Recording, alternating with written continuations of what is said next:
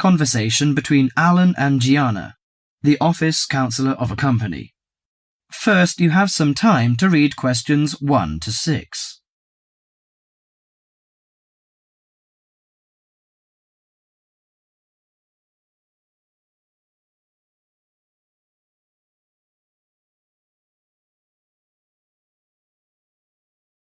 Now listen to the conversation and answer questions 1 to 6. What's up, Gianna? You look like you're in bad shape. Yes, maybe I'll get sick leave from the boss and finally catch up on some sleep. I've barely eaten and slept in days. Those are warning signs of occupational stress. How are things at work? Terrible. After all the layoffs lately, the workload is totally overwhelming for everyone that's left. So I spend every waking moment in the office. I'm kept busy all the time. So you need to take a few minutes break every so often to clear and refresh your mind. But my boss will complain I'm not hard-working. She's so capricious that you can't predict her reaction sometimes. Maybe your boss just doesn't have a clue about how much you're really doing. Keep her updated on your achievements and projects. Also insist that she prioritize everything so you can manage your time better. That's right. I suppose that would help me regain some sense of control, but I'm afraid that she'll take that as a sign of laziness and give me the axe. So take the initiative and hit the job hunting trail now. You'll be surprised at how many opportunities are out there. Well, that's encouraging. Anyway, you should cheer up and get rid of the situation. You know, according to a survey, about 40% of all people find their work very stressful, and 25% develop mental or physical diseases.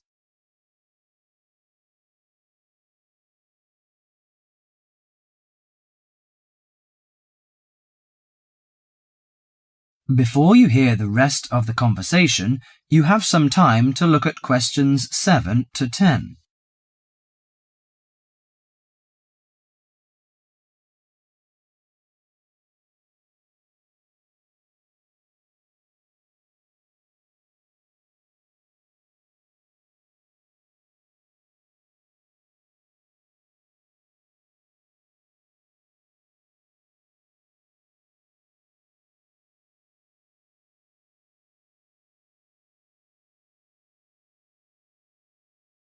Now listen to the conversation and answer questions 7 to 10.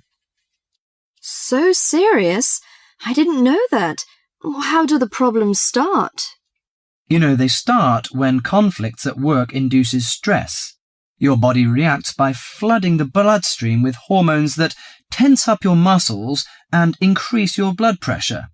This is meant to save you in a fight or flight situation, but leads to a host of illnesses, ranging from insomnia and headaches to heart attacks, when it occurs regularly over an extended period of time. What should I do to prevent such things happening? Well, most occupational stress is attributed to a recognized lack of control. You should act in advance to relieve the problems. For example, you should actively pursue career opportunities rather than quietly worry about getting fired.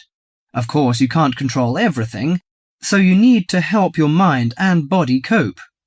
Keep a journal to release your frustrations, take short walks to calm down, or if necessary, simply take a mental health day. That is the end of part 1. You now have half a minute to check your answers.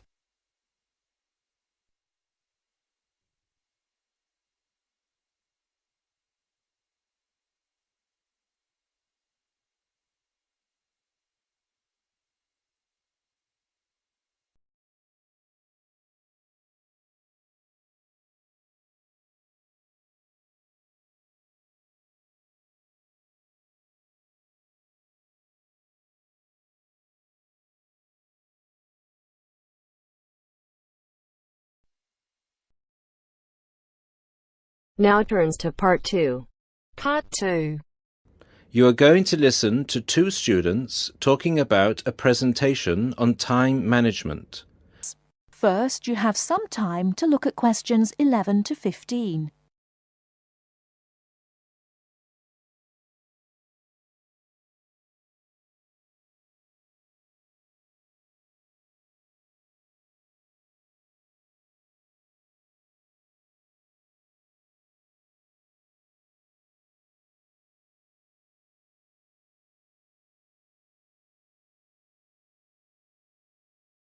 Now, listen carefully and answer questions 11 to 15. Hi, Mark. What are you doing? Hi, Lucy. Well, I'm preparing this seminar on time management. I'm supposed to do a presentation on the topic next week. Ironic, isn't it? I'm probably the worst student when it comes to time management. I don't think you're that bad compared to some other people I know.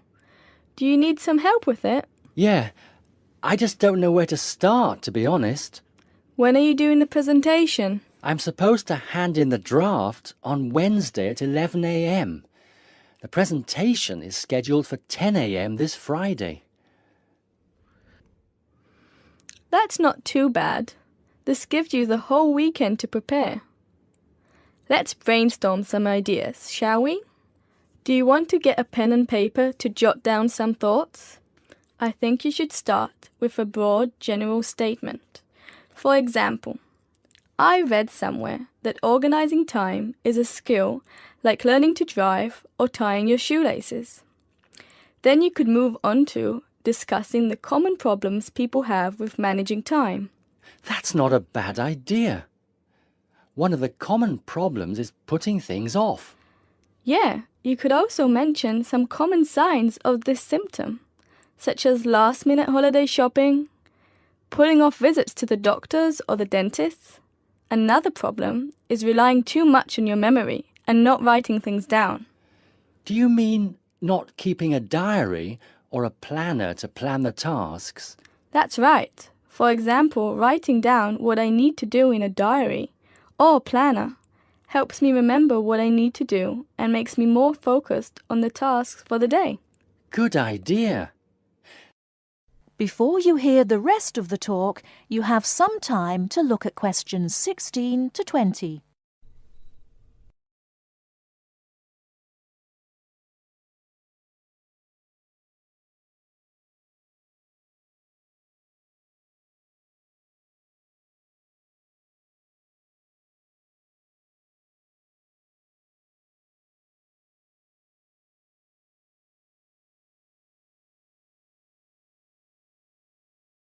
Now listen and answer questions 16 to 20. That reminds me of something I've been meaning to do for a while now. Anyway, I should also include some advice on how to deal with the problem, shouldn't I? Sure, you can talk about some ways of stopping procrastination. I guess making a to-do list can help one focus on what needs to be done. Definitely. Another way to deal with the problem is to prioritize and do the hardest job first, the one which requires the most effort and concentration. Also, my tutor recommended that I should break big projects into small parts with a specific goal. Having an action plan has worked for me. I usually make a list of small tasks I need to do to achieve a goal. Sometimes I just don't feel like getting down to work because a task seems too overwhelming for me to even think about. This technique helps me reduce psychological pressure if I think of a project as a set of easily achievable tasks. Don't you think? I know what you mean. I often feel like that myself with the statistics project I've been doing this term. I'm well behind and the deadline is next week. I think setting deadlines and sticking to them can help one to achieve goals. You can discuss this aspect in your presentation too. A good point. Setting deadlines can also help one become more realistic about the time it takes to do tasks. Another point you could include is how to deal with interruptions. Okay, I guess blocking in time to handle unpredictable interruptions can help one stay focused. Not just that, some interruptions such as phone calls, can be easily avoided by using answering machines, for example. Saying no, which is one of the most useful words in English, is also very effective. It can be tough, sometimes, but you've got to learn to say it nicely but firmly. I think you've got enough ideas here to start with. Definitely. Thanks a lot for your help. I just need to type the ideas up and I think I'm all set. Do you think you can lend me your laptop for a couple of hours? I'm afraid I can't. I've got to finish my own project. Never mind. I'll use one at the library. You certainly know how to say no.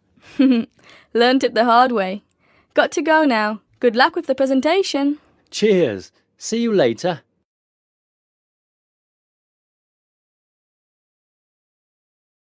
That is the end of part 2. You now have half a minute to check your answers.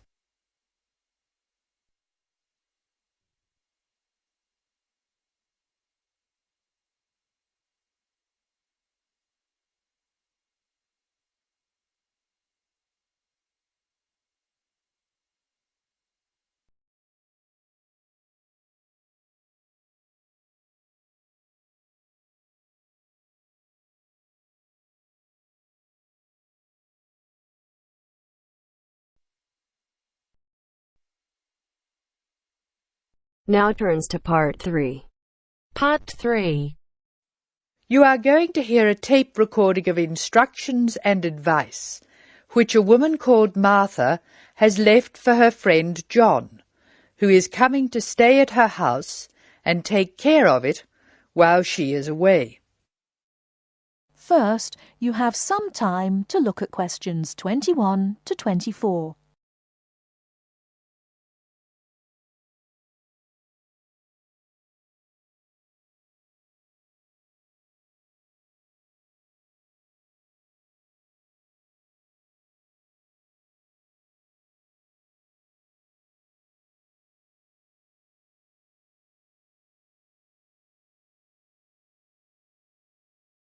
Now, listen carefully and answer questions 21 to 24.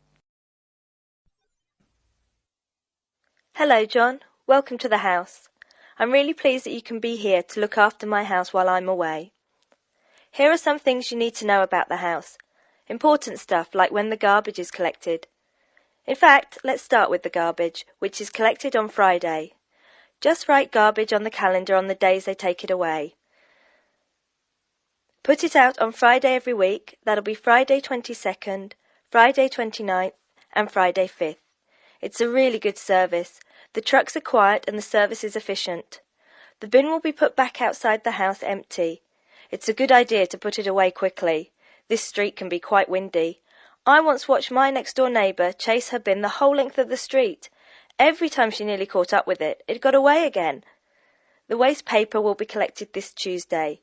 That's Tuesday 19th. There's a plastic box full of paper in the front room. Please put it out on Tuesday. The truck will come during the day. If you don't mind collecting old newspapers and other paper and putting them in the box, I'll put it out when I come home. The paper people only come monthly. I have some things to give to charity in a box in the front room. Would you put it out on Monday the 25th, please? It's a box of old clothes and some bed linen which I've collected, plus a few other bits and pieces. Be careful when you pick it up, because it's heavier than you might expect. The charity truck will come by during the day on the last Monday of the month. If you want to use the library, you'll find it on Darling Street. I've left my borrower's card near the telephone. It has a very good local reference section if you want to find out more about this city. I'm sorry to say we don't have a cleaner. Oh yes, filters. Please would you change the filters on the washing machine on the last day of the month, which is Sunday the 31st. We find that the machine works much better if we change the filters regularly. The gas company reads the meter outside the house, so don't worry about that. I think that's all the information about our calendar of events.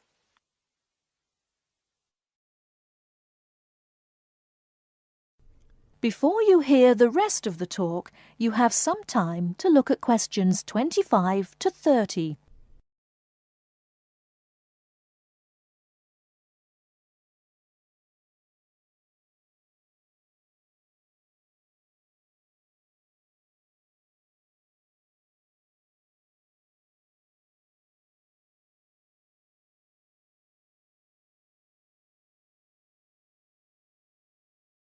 Now listen and answer questions 25 to 30. Well, John, I'm trying to think what else I should be telling you. As you know, I'm going to a conference in London. I hope to have a little time to look around. It's a great city. I do hope I manage to get to at least some of the theatres and museums. I'm looking forward to all the things I have to do at the conference too. I'm giving a paper on Tuesday the 26th, and there are a couple of really exciting events planned later in the conference programme. I hope to meet up with an old teacher of mine at the conference. She taught English literature at my old high school, and we've kept in touch through letters over the years. She teaches now at the University of Durham, and I'm really looking forward to seeing her again. By the way, I expect you're hungry after your trip. I've left a meal in the refrigerator for you. I hope you like cheese and onion pie. Would you do me a favour, please? I haven't had time to cancel an appointment. It was made a long time ago, and I forgot about it until this morning. It's with my dentist for a check-up on Thursday the 28th. Could you please call the dentist on 816-2525 and cancel the appointment for me? Thanks a lot, John. One last thing. When you leave the house, make sure the windows and doors are shut and set the burglar alarm. The alarm code number is 9120, enter. Have fun. I'll see you when I get back. This is your friend Martha saying goodbye. That is the end of part 3. You now have half a minute to check your answers.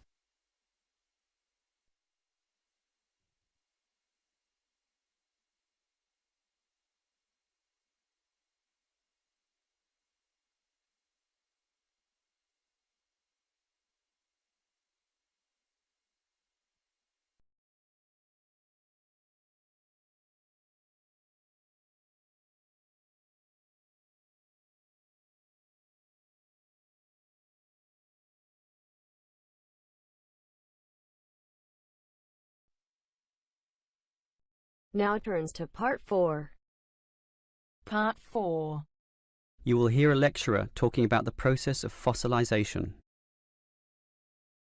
First, you have some time to look at questions 31 to 40.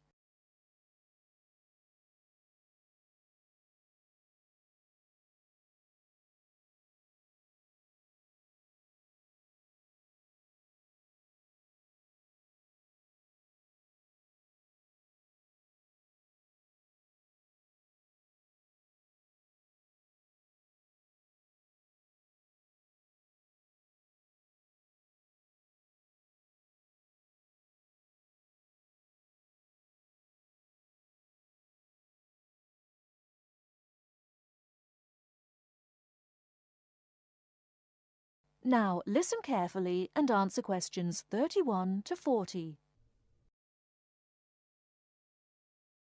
The foremost exhibition in any great natural history museum is almost invariably a skeleton of a large dinosaur, often the famous Tyrannosaurus rex, or T-Rex as it's usually known. Thus, one would think that these skeletons are plentiful, one for each museum, and more to spare in the basement. Well, here's an interesting fact. Almost every one of those T-Rex skeletons are just copies of the original fossils, and we only have 20 sets of these in the whole world. And the most complete is still missing 1/5 of its bones, and the rest are missing a lot more.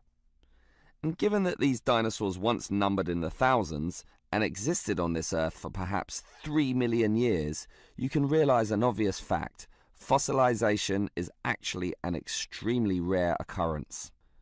Fossilization can only occur when, after an animal dies, it is buried in soft mud or silt relatively quickly before the body completely rots or is torn to pieces by scavengers. Given this fact, the overwhelming majority of fossils are in marine sediment, where former marine life sank to the sea bottom, where sediment was being continually deposited. This means that we have a fairly good idea of the life in Earth's ancient oceans, but a much sketchier view of the land-based life forms. Fossilization on land needs water and mud, meaning that it is most often near ancient river sites and lakes.